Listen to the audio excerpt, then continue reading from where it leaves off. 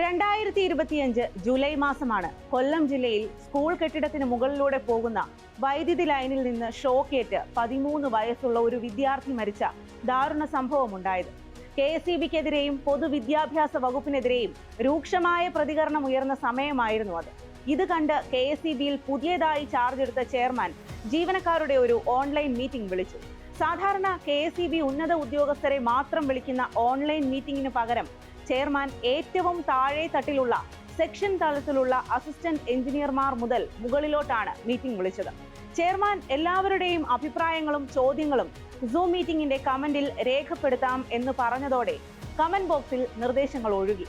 താഴെത്തട്ടിൽ section ഓഫീസുകളിലെ പ്രശ്നങ്ങളെ അഭിമുഖീകരിക്കുന്നതിൽ ഉന്നത ഉദ്യോഗസ്ഥർ വിമുഖത കാട്ടിയിരുന്നു എന്നതിന്റെ തെളിവ് കൂടിയായിരുന്നു KSEBിയുടെ അനാസ്ഥ വിളിച്ചറിയിച്ച ആ കമന്റുകൾ.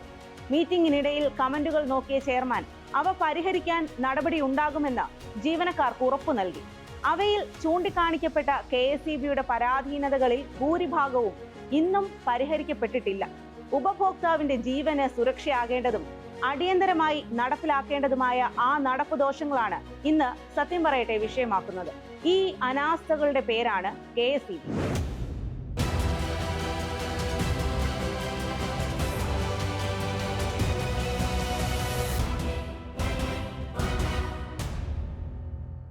KSEBിയിൽ പുതുതായി വലിക്കുന്ന ലൈനുകൾ അപകടരഹിതമായ ഏരിയൽ ബഞ്ച്ഡ് കേബിളുകൾ അഥവാ ABC കേബിളുകൾ ആക്കി വൈദ്യുതി ലൈനിൽ നിന്നുള്ള ഷോക്ക് ഏൽക്കുന്ന സംഭവങ്ങൾ ആവർത്തിക്കാതിരിക്കാൻ നടപടി സ്വീകരിക്കും എന്ന് 2025 ജൂലൈയിൽ സ്കൂൾ വിദ്യാർത്ഥി മരിച്ച ശേഷം വൈദ്യുതി മന്ത്രി പ്രഖ്യാപിച്ചതാണ്.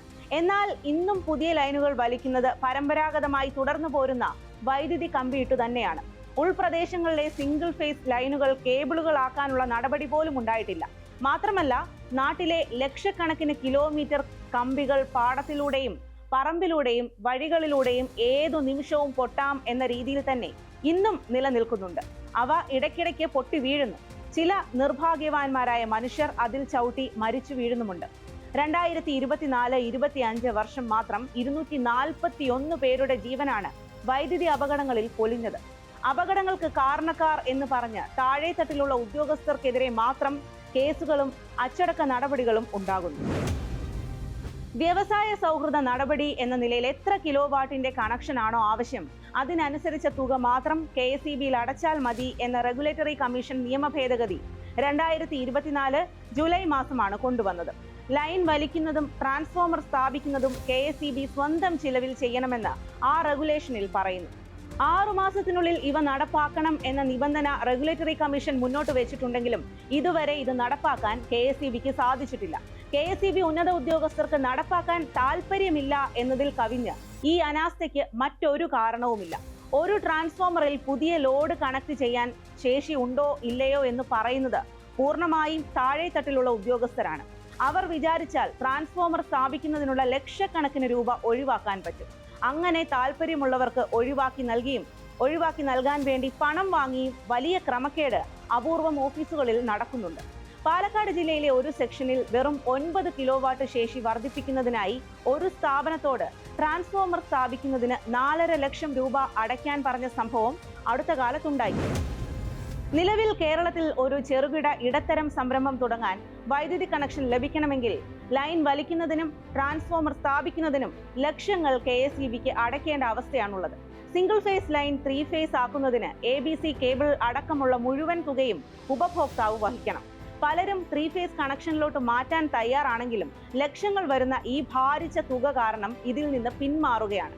ലൈനുകൾ പൂർണ്ണമായും KSEB ഉടമസ്ഥതയിലായതിനാൽ ഇതിനാവശ്യമായ ചെലവ് KSEB വഹിക്കേണ്ടതാണ്. എന്നിട്ടും ഉപഭോക്താക്കളിൽ നിന്ന് ഈടാക്കുന്നത് തുടരുന്നു. സെക്ഷൻ ഓഫീസുകളിൽ കരാർ വാഹനം ലഭ്യമല്ലാത്തത് സംബന്ധമായ തീരുമാനങ്ങളും ഫയലുകളിൽ ഉറങ്ങുകയാണ്.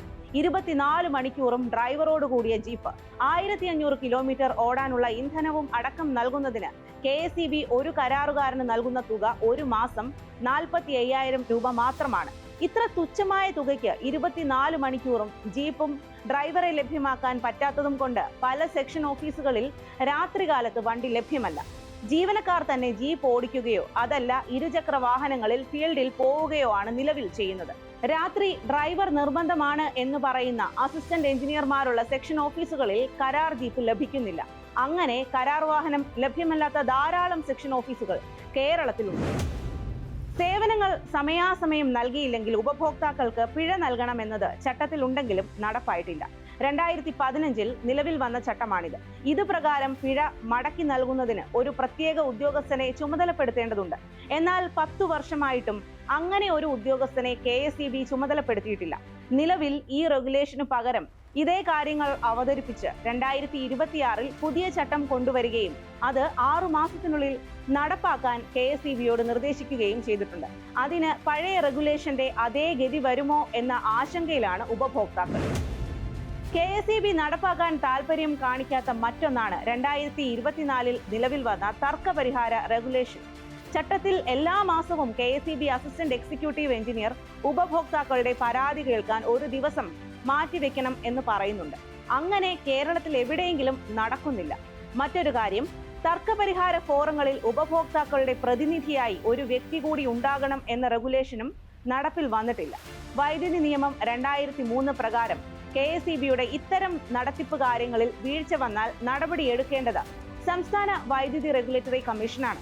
ഗുരുതരമായ കുറ്റകൃത്യമായി കണക്കാക്കി 1 ലക്ഷം രൂപയോളം പിഴ ചുമത്താൻ പറ്റുന്ന കാര്യവുമാണ്. റെഗുലേറ്ററി കമ്മീഷൻ ആകട്ടെ ഈ അനാസ്ഥകൾ കണ്ടില്ലെന്ന് നടിക്കുന്നു. കേരളത്തിന്റെ ഊർജ്ജമാകേണ്ട KSEB കേരളത്തിന്റെ വികസനത്തിന് തടസ്സമാവുന്ന അവസ്ഥയിലേക്ക് എത്തിച്ചേരാൻ പാടില്ല. KSEBയിലെ ഉന്നത ഉദ്യോഗസ്ഥരും അവരെ നിയന്ത്രിക്കേണ്ട ഭരണ നേതൃത്വവും ഇക്കാര്യത്തിൽ കൂടുതൽ ജാഗ്രത കാണിക്കേണ്ടതുണ്ട്. പുതിയ വൈദ്യുതി മന്ത്രി എത്തുമ്പോഴെങ്കിലും അടിയന്തര പ്രാധാന്യമുള്ള ഇനിയും നടപ്പാക്കാത്ത റെഗുലേഷനുകൾ സമയപരിധി നിശ്ചയിച്ച് നടപ്പാക്കാനുള്ള നിർദ്ദേശം KSEBക്ക് നൽകിയാൽ നന്ന്. അക്കാര്യങ്ങൾ ഉണ്ടാവുമെന്ന് പ്രതീക്ഷിച്ച് സത്യം പറയട്ടെ ഇവിടെ പൂർത്തിയാകുന്നു. നമസ്കാരം.